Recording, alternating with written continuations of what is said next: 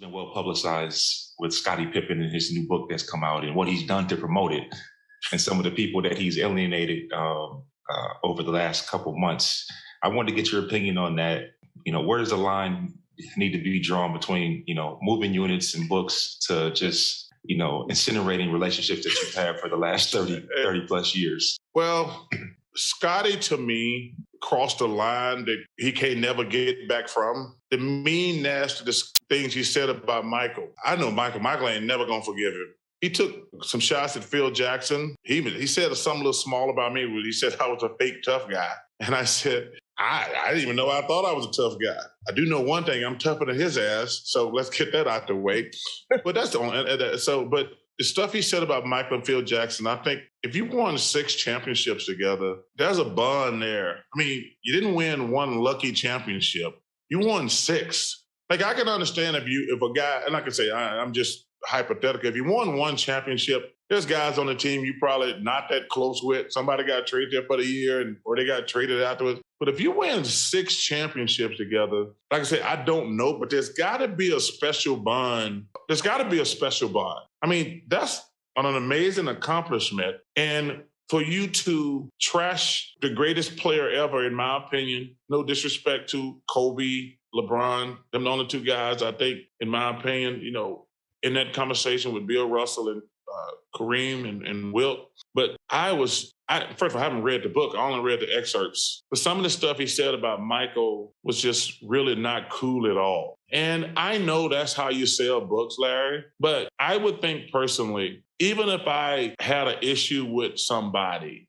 I would have probably tried to phrase it differently. Or I would say, you know what? We won 6 championships together. That little bit of money ain't worth me burning down the whole house. You said incinerated. He didn't incinerate anything. He burned down the whole house and came back and make sure it was already. He came back the next day to make sure it was burnt down. Do you think that a lot of this was just the reaction of his disappointment and anger with the way that he felt he was treated in The Last Dance? And here's a guy sitting out on the sidelines, and then 25, 30 years later, he's getting hit over the head with a baseball bat over something that he had long buried. Well, I say this, Jim, about when people bring up stupid shit I've done in my life. I have to own it. Scottie did wait to the middle of the season to have surgery because he was upset about his contract. That wasn't Michael's fault. I'll give you an example. I actually got caught in the exact same situation as Scottie. I probably got cheated out of probably $100 million.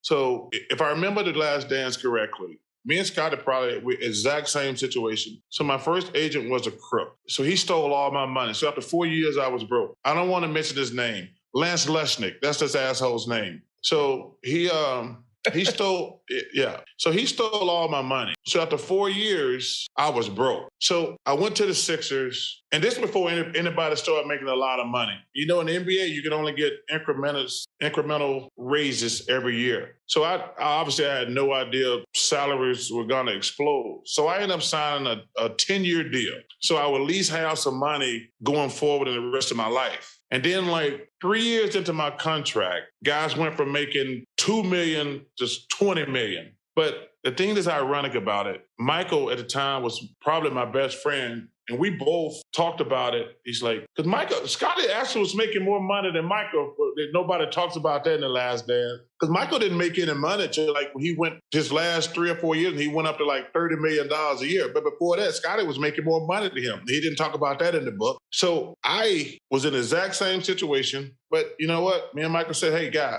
he said, Charles, we signed the deal. Shut the fuck up. Because there's guys on the Sixers making more money than me. Then when I get traded to Phoenix, I'm like the 5th highest paid player on the team. But you know what? I signed the deal. And I win MVP. And I'm still got 3 or 4 guys on the team making more than me. But you know what? You signed the deal. So I don't know why Scottie is mad at Michael because, I think his agent stole his money and he wanted some security. And you signed the deal. And it is what it is. But that's not Michael's fault. And so, listen, he can have sour grapes. But, listen, Jim, I'm not mad at him even being mad. But when you wait, I don't even know how long we've been retired. If you wait all these years and all of a sudden you happen to have a book coming out And you're like, well, if I got to go big game hunting. So I might as well go for Phil and Michael. But that's biggest games you can get. So I think that's what made us mad more than anything. If you had said this 5, 10 years, 15 years ago in an article, we'd be like, no, Scottie's pissed. He's not happy with Michael. But he just happened to be coming out with a new book. I think that's what made everybody the maddest. We're talking about